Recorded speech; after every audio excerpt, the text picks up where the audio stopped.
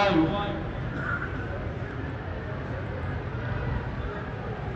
د ټول اول د الرحمن او د الرحیم په باره کې د مفسرین یو څو اقوال تاسو ته ذکر کوم. شاه عبدالعزیز رحمه الله فرمایي چې رحمان هغه ذات ته ویل کېږي چې بغیر غوښتو او بغیر د سوال کولو انسان ته ورکړي. رحمان هغه ذات دی چې بغیر غوښتو او بغیر سوال کولو انسان ته ورکړي. لکه موږ سوچ وکړو، موږ ته الله دا لاسونه راکړي، دی په غوښتو باندې راکړي که بغیر غوښتو؟ دا بغیر غوښتو نه موږ ته راکړی شوي دي. سترګې دي، غوږونه دي، عقل دی، دا ټولې خبرې الله پاک موږ تاسو ته راکړي دي، خو دا ټول بغیر د غوښتو نه الله موږ ته راکړي. او د رحیم معنا او ترجمه داسې کوي چې هغه ذات چې په غوښتو او په سوال کولو سره ورکړه کوي. لکه ډېر څیزونه الله پاک موږ ته بغیر غوښتو راکړي، خو موږ چې دنیا ته رالو، زموږ په دنیا کې څه ضروريات وو، موږ څه څیزونو ته حاجت لرو، نو اوس هغه حاجت دپاره موږ الله ته سوال کوو چې خدای موږ ته دا راکړي، موږ ته دا راکړي، موږ ته دا راکړي. یا امام ضحاک رحمت الله علیه فرمایي چې رحمان په دې اعتبار سره چې په اسمانونو کې څومره مخلوق دی، نو الله پاک رحمان دی د هغوی په اعتبار سره، او رحیم د ځمکې والا په اعتبار سره. یا رحمان معنی دا چې الله پاک په ټولو مخلوقاتو باندې رحم کوونکی دی. او بیا ما تاسو ته پرون په العالمین کې دا خبره ذکر کړې وه چې بعضې مفسرین وایي عالمونه یعنی مخلوقات 80,000 دي، بعضې وایي 40,000 دي، بعضې د 14,000 پورې نقل کوي. بیا علامه ابن کثیر رحمه الله فرمایي چې مخلوقات الله پاک هغه 1,000 پیدا کړي.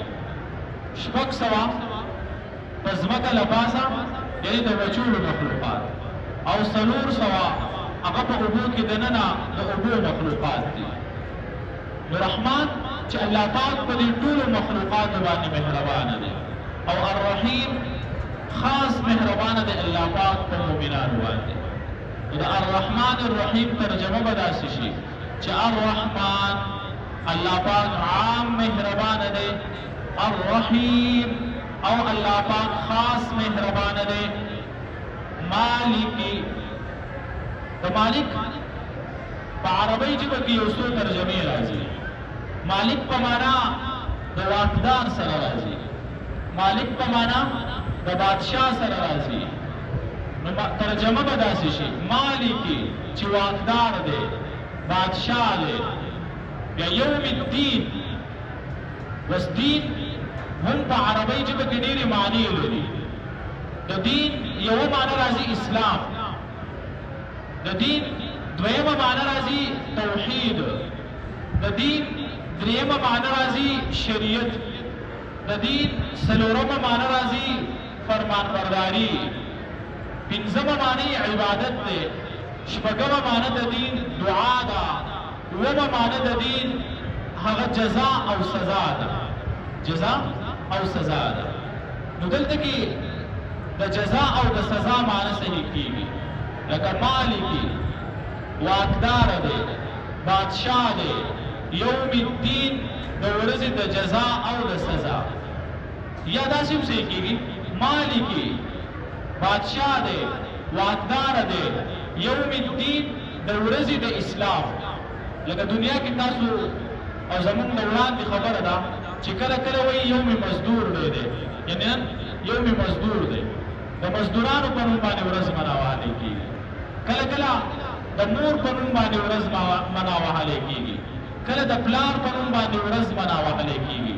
نو د قیامت دغه ورځ دا به د اسلام په نوم باندې مناوهلی کېږي، ځکه د قیامت په هغه لویه ورځ چې الله فرمایي 50,000 سنه، په دغه ورځ باندې به کامیاب خلک د الله په دربار کې هغه خلک چې چا په دنیا کې په اسلام باندې ژوند تیر کړی. نو په دې وجه الله فرمایي مالکی چې بادشاه واکداره یوم الدین د ورځې د جزا او د سزا یا یوم الدین د ورځې د اسلام. اوس که موږ سوچ وکړو دلته کې الله تبارک وتعالی مالک یوم الدین وي، مالک یوم الدین و دنیا یې ونه وي، حالانکه په دې دنیا باندې هم د الله پاک واکدار او په دې دنیا باندې هم د الله پاک بادشاهي ده. خو که په دنیا کې سوچ وکړی شي الله تبارک وتعالی په دنیا کې خلکو ته حکومتونه ورکړي، خلکو ته ملکیت ورکړی، چا له د کور ځمکه ورکړي، چا ته مثال په طور هغه د ډیرې ځمکه ورسره هم ورکړي، چا له یې ورسره د کروندې دپاره هم ځمکه ورکړي، چا ته یې کلي ورکړي، چا ته یې علاقې ورکړي، څوک یې د ملک مشر کړی، څوک یې د ضلعې مشر کړی، څوک یې د صوبې مشر کړی. نو په دنیا کې ناقص ملکیت الله پاک خلکو ته ورکړی دی. په دې وجه باندې الله تبارک وتعالی دنیا ذکر نه کړه بلکې صرف آخرت ذکر کړو. او دا په دې وجه باندې چې په دنیا کې خو ناقص ملکیت خلکو ته حاصل دی، خو د قیامت په هغه لویه ورځ باندې به چاته ناقص ملکیت هم نه یې میلاو، بلکې په هغه ورځ باندې به بادشاهي حکومت خبره صرف او صرف د الله منلی کېږي.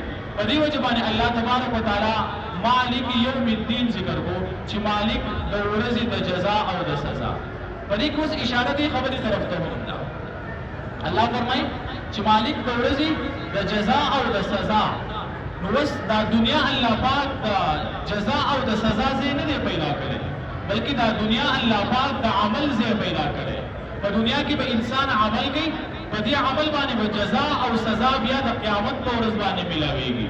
بس داسې نه ده چې موږ په دنیا کې څه عمل کوو او دا د الله پاک نه پټ دی، بلکې الله فرمایي فمن یعمل مثقال ذرة خیرا یره ومن یعمل مثقال ذرة شرا یره. تاسو چې ذره برابر نیکي کوئ دا هم محفوظ کېږي، ذره برابر ګناه کوئ دا هم محفوظ کېږي. تر دې پورې الله فرمایي الیوم نختم علی افواههم وتكلمنا ايديهم وتشهد ارجلهم بما كانوا يكسبون. چې د قیامت په هغه لویه ورځ باندې موږ به د انسانانو په دې ژبو باندې مهر ولګو، بیا به د انسان دا لاس ګواهي ورکوي چې دې انسان په دنیا کې څه عمل کړی، دا خپې به ګواهي ورکوي چې دې انسان په دنیا کې څه عمل کړی، دا سترګې به ګواهي ورکوي چې دې انسان په دنیا کې په سترګو باندې څه ته کتل کړي، دا ژبه دا غوږونه دا ټول په ټوله اندامونه به ګواهي ورکوي. دا انسان به د خپل وجود ته مخاطب شي لما شهدتم علینا، ته نن ولې په خپل ځان باندې ګواهي ورکوي.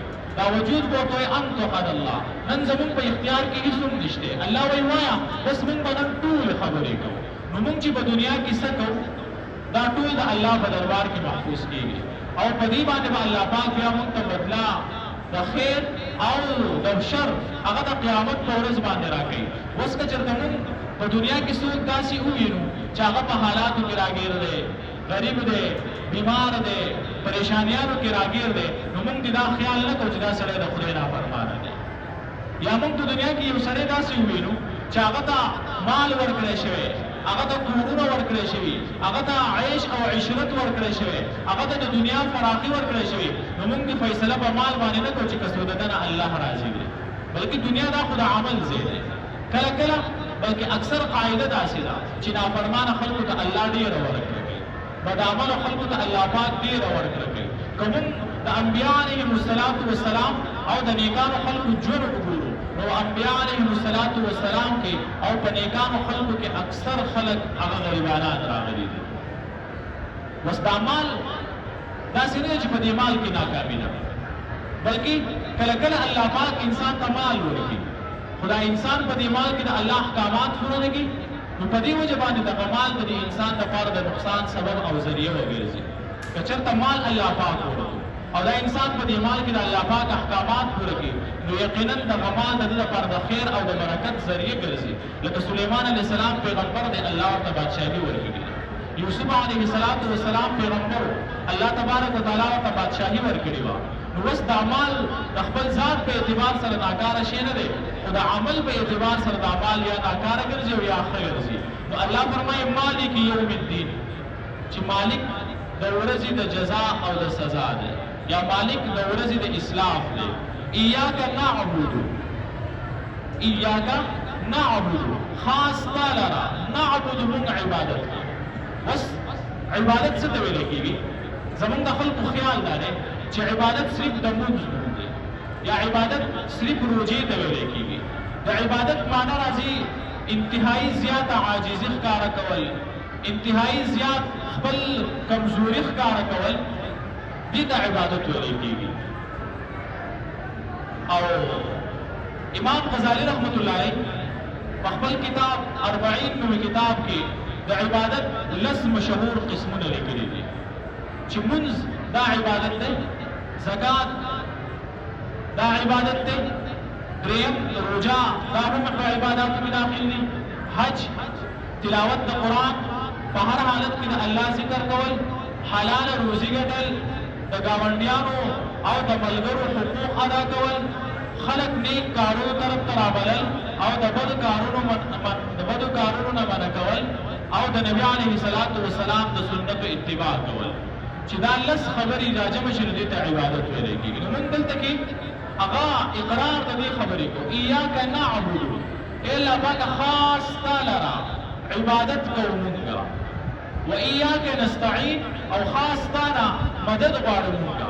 ګورې دنیا کې هم قاعده دا ده، څوک د چا په ډیره کې راسي یا مثال په طور د چا پټي ساتي یا د چا نوکري، نو چې کله سبا ته دغې نوکر ته یا د پټو ساتونکو ته څه مسله راشي، د ټول نه اول د خپل خان په دروازه باندې ودرېږي، د ملک په دروازه باندې ودرېږي او د خپل مالک په دروازه باندې ودرېږي، وایي ما ته دا مسله راغلې ده. نو دلته کې موږ د الله پاک د عبادت اقرار وکړو چې خدای موږ عبادت ستا کوو، بندګي ستا کوو، انتهایی زیاته عاجزي ستا کوو، ستا په مخ کې خپل سر ښکته کوو، ستاسو د حکم نافرمانی نه کوو. نو الله که چېرته موږ ته په دنیا کې مسله راځي نو بیا به دا خپلې مسلې هم ستا په ذریعې سره حل کوو، محتاجي به هم تاسو ته کوو، حاجتونه به هم ستاسو په ذریعې سره پوره کوو. او بیا مخکې اهدنا الصراط المستقیم ذکر شو. مونږ دا وایي اقرار یې وکړو چې خدای ستا به عبادت کوو، او بیا مونږ د دې د الله پاک په دربار کې اقرار وکړو چې خدای مدد به هم ستا نه غواړو. که مونږ ته څه مشکل راشي، څه مسله راشي، نو په هغې کې به امداد ستا نه غواړو. نو د امداد دپاره د ټول نه اول مونږ د الله په دربار کې د هدایت خبره کېښوده چې خدای مونږ ته هدایت راکړي. مونږ ته څه راکړي جي؟ هدایت. یاد ساتئ هدایت په دوو معنو سره راځي. د هدایت دوه معنی دي، یعنی لار ښوول په دوو اعتباراتو سره دي.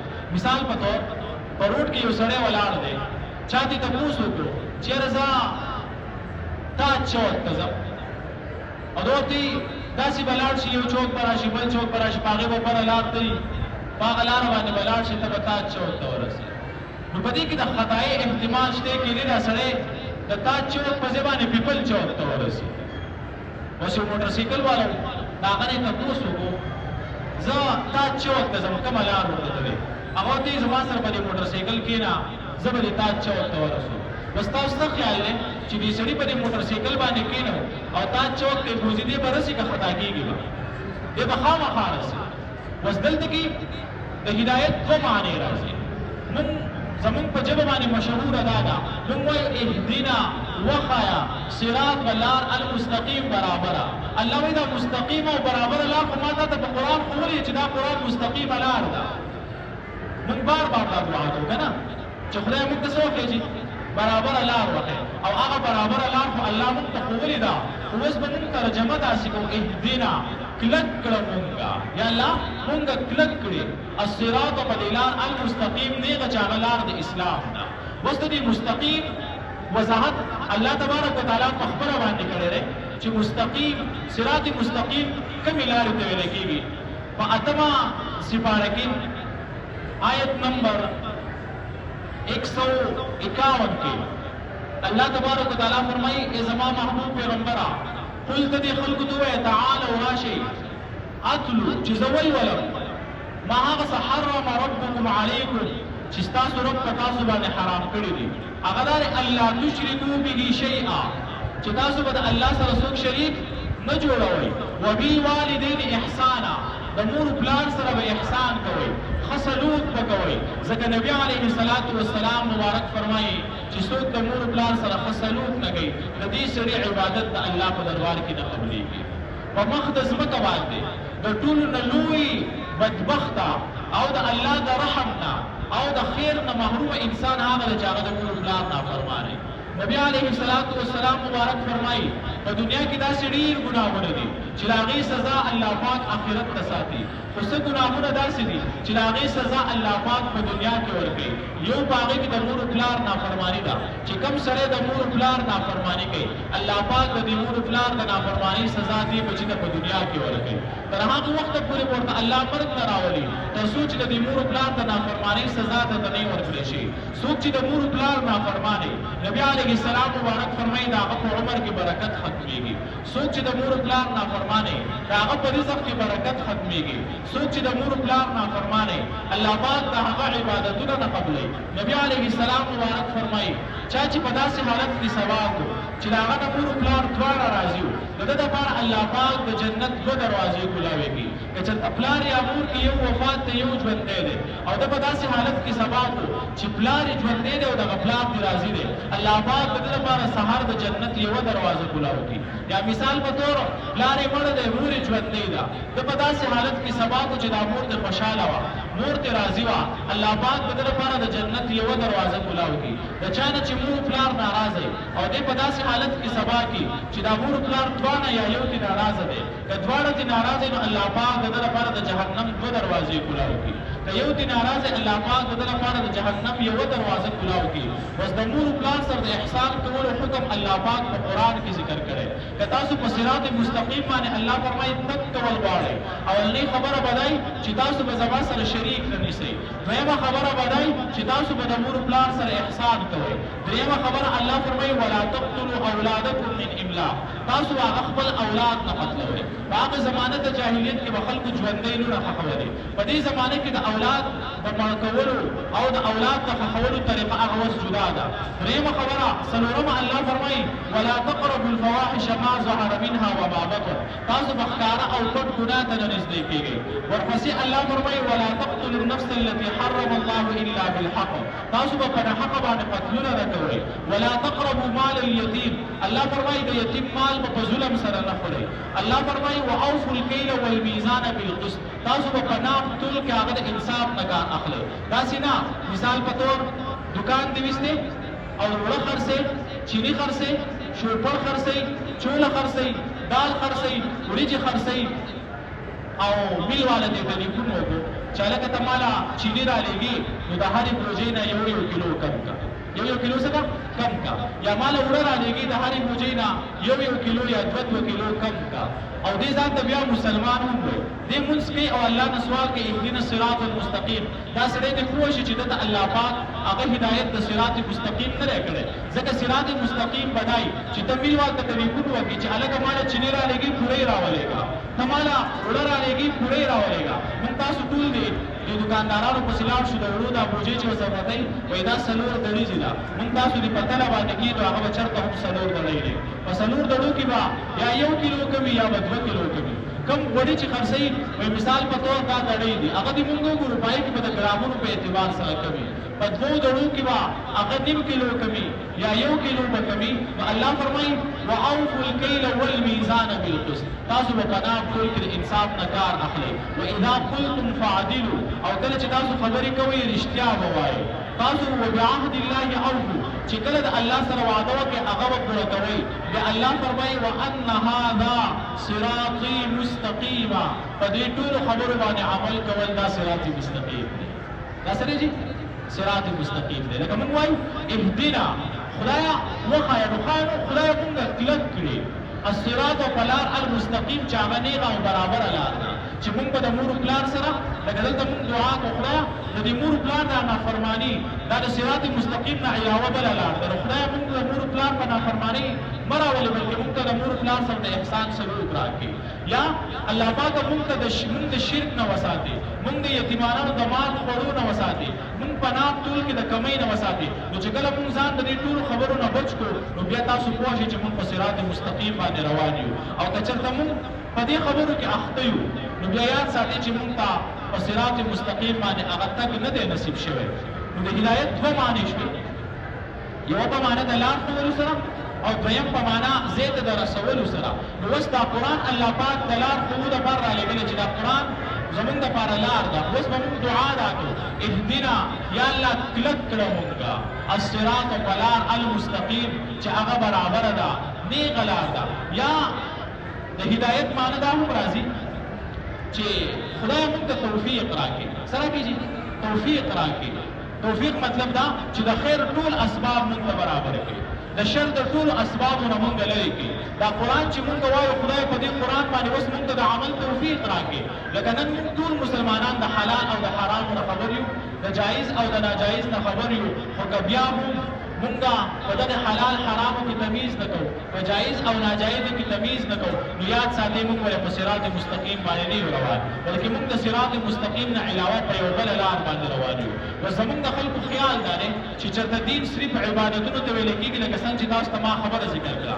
زمونږ خیال دا دی چې دین صرف هغه مونځ ته ویلی کېږي، روژې، حج او زکات ته ویلی کېږي. خو امام غزالي رحم الله فرمایي چې دین هغه عبادت د دین حصه ده، او بیا د عبادت کې هغه دا هم داخل دي چې مونږ هغه حلال مال ګټو. نو حلال مال ګټل دا هم عبادت دی. اوس یو سړی مثال په طور په هر دکانداري کوي، په دغې دکاندارۍ کې دی دوکه کوي، دی په نام تول کې کمې کوي، دی هغه مثال په طور د خلکو سره غلا او غلطي کوي، او بیا دی جومات ته راځي مونځ کوي. نو یاد ساتئ دا مونځ د الله په دربار کې نه قبلېږي. ځکه د عبادتونو د قبلېدو لپاره لازم دا دی چې زمونږ معاملات په پاک وي. لکه مونږ دا خبره کوو چې په اوداسه کې په مانځه کې فرایض دي، 14 فرض دي. مونږ وایو یو فرض دا دی چې پاکوالی د بدن فرض دی، چې بدن به پاکي. زمونږ د خلکو خیال لري چې بدن به صرف ظاهر د ګندګۍ نه پاکي، حالانکې نبي علیه السلام مبارک فرمایي چا چې یوه حرامه نوړۍ وخوړه د دې سړي څلوېښت ورځې عبادت نه قبلېږي. چا چې یوه حرامه نوړۍ وخوړه د دې سړي څلوېښت ورځې دعا نه قبلېږي. نو چې کله وجود ته دننه دا خوراک چې مونږ کوو د دې نه وینه جوړېږي، او دا وینه زمونږ په دې بدن کې حرکت کوي. که دغه وینه حرامه وي نو بیا یاد ساتئ زمونږ لمونځونه نه قبلېږي، زمونږ حجونه نه قبلېږي، زمونږ زکاتونه نه قبلېږي، زمونږ دعاګانې به نه قبلېږي، زمونږ ټول په ټوله عبادتونه به نه قبلېږي. نو دلته مونږ سوال د الله نه دا کوو، اهدنا چې کلک کړه مونږه الصراط په لار المستقیم، نیغه باندې چې هغه لار د اسلام ده.